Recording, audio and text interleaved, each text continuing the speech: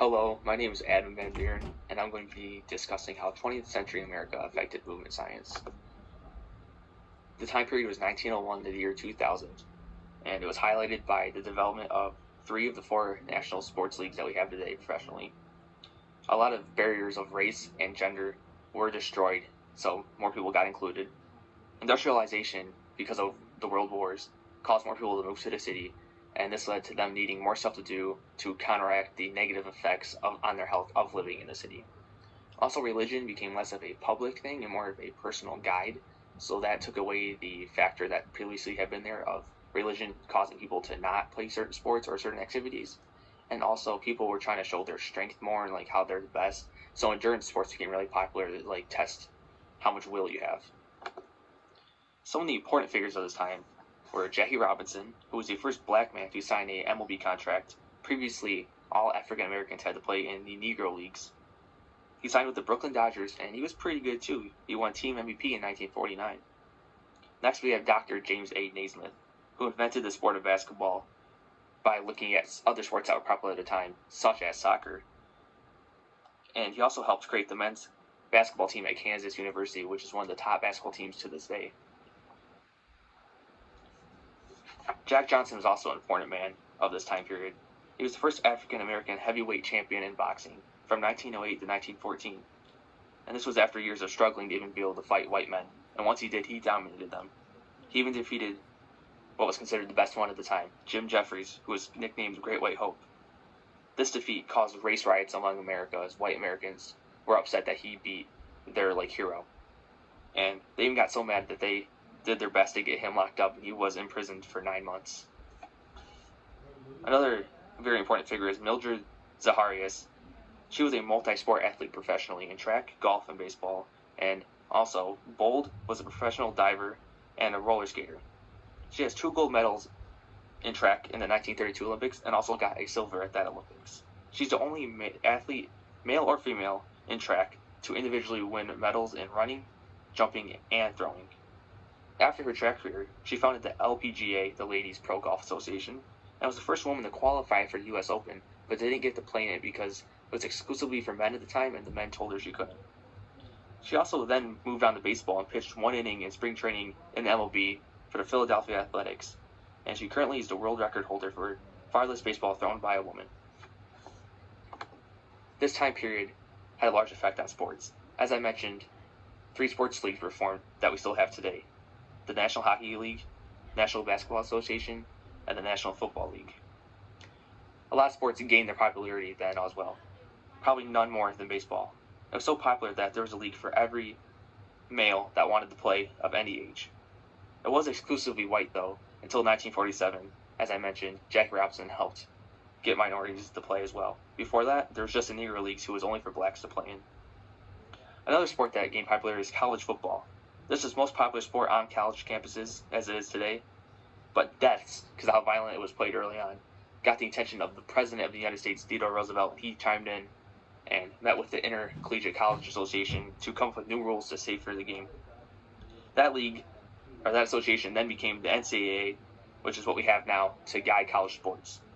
They had an educational role back then, opposed to their role now, where they enforce everything and make up all the rules.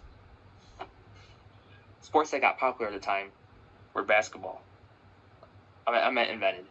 Basketball got invented in 1891, and high schools and colleges were pretty quick to adapt the sport. And a woman named Senda Benenson modified the game so that it was easier for women to play, which is why it got so popular, because men and women early on could both play the sport. Volleyball also was invented in this time. It was popular among YMCA members, but it was not embraced by the physical education community or women, which is surprising considering how it's a women's sport mainly today. It was made for men back then. But it was adapted by the U.S. military. And lastly, boxing was invented. The problem was that boxing was illegal in many states, so in those states there was underground fights, and there's a lot of betting and gambling going on. But in the states where it was legal and they could hold events in public, they were always packed, tons of money, very popular.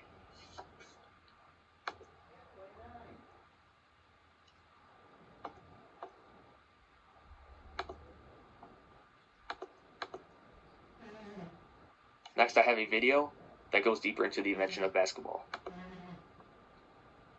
Hello. Only one American sport has a known founding, a clear creator, and a beginning: basketball. It started in December 1891, when the cold Massachusetts temperature drove guys inside. James Naismith saw how restless they were. They missed their usual outdoor sports, and indoor baseball was never going to take off. The director of the Springfield Young Men's Christian Association tapped Naismith to create a new indoor sport, an athletic distraction, they called it, to help guys make it through the winter. It had to be interesting, easy to learn, easy to play in the winter, and playable by artificial light. And it needed to be more strategic than forceful. No broken bones. Naismith studied rugby, baseball, lacrosse, and soccer, thinking about ways to adapt the best parts of each sport to a small gym. They ended up with 2 peach baskets and a soccer ball. He nailed the baskets 10 feet up, wrote 13 rules, and launched his basketball league. The first game, 9-on-9, launched on this day, December 21st, 1891. It had 2 15-minute halves, and it ended with a score of 9-3. The game spread quickly. Dribbling was added, YMCA leagues formed around the country, and in 1901, colleges began adding basketball to their sponsored list of sports. Eventually, holes were cut in the bottom of the basket so that the ball would drop through automatically, and the number of players on the court dropped to 5. Better choice. Less than 40 years after its invention, the sport they called basketball became an Olympic sport. A couple of thoughts. First, Naismith's attempt was actually the 3rd attempt in the history of the YMCA to create a winter sport. But unlike the guys who came before him, Naismith wanted to create a sport that felt like play, that was strategic, fun. Joy and curiosity drove him. Second, Naismith actually wasn't an athlete first and foremost. He had deep pastoral roots and a degree in theology. This guy created a sport out of a desire to serve students, not to get a lottery pick and make millions. So, the next time you catch a basketball game, think about James Naismith and his heart for service. We can solve problems like this again today. And let's stick with 5-on-5. 9-on-9 was nuts.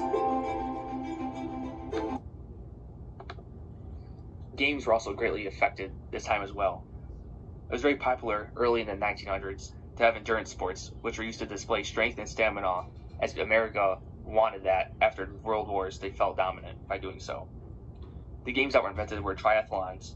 The first American-held triathlon was in 1924 in San Diego. One noted triathlon involved a 3-kilometer run, followed by a 12-kilometer bike race, and then a swim across a channel. Dancing marathons were also popular, where couples won money for outlasting other couples, just dancing as long as they can. They sometimes took hours. The more popular ones, the better ones, took days. And people didn't do this, though, necessarily for enjoyment. A lot of it was of a need to make money during the Great Depression, and there was books and movies on how they were exploited after this time. Other games were flagpole sitting, which had the same general rules except dancing. Your flagpole sitting as long as you can, and then whoever can last the longest is the winner. But this is a little bit more dangerous, as birds, in nature would attack people sometimes who were curious of what they were doing. Finally, long distance swimming came about. People would swim across open oceans, and American swimmers would swim the Catalina Channel, which is 26 miles wide off of the coast of Southern California.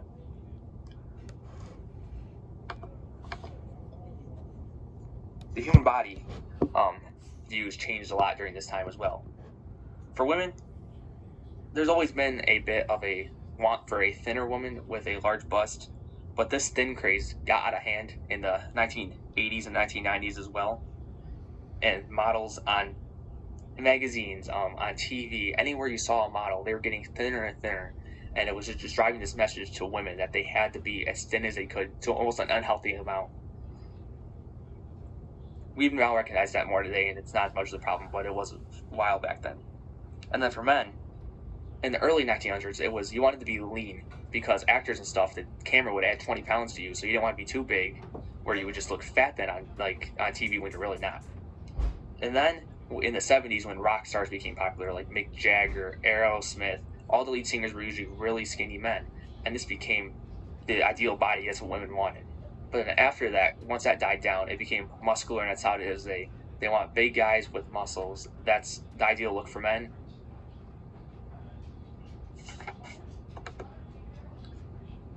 movement science today, the influence is still felt from the 20th century, as the sports that were created like boxing, baseball, basketball, college football, they're bigger than ever and they're still getting more popular. And then women are more involved. There's professional women's leagues for basketball, for golf, college sports for women. Almost every sport has a women version in college. You can get so many athletic scholarships. They have so much more opportunities now, and they have more opportunities, even like not in the sport itself, but being a broadcaster or being agents. And the minorities are included now. And some sports, minorities are the dominant ones.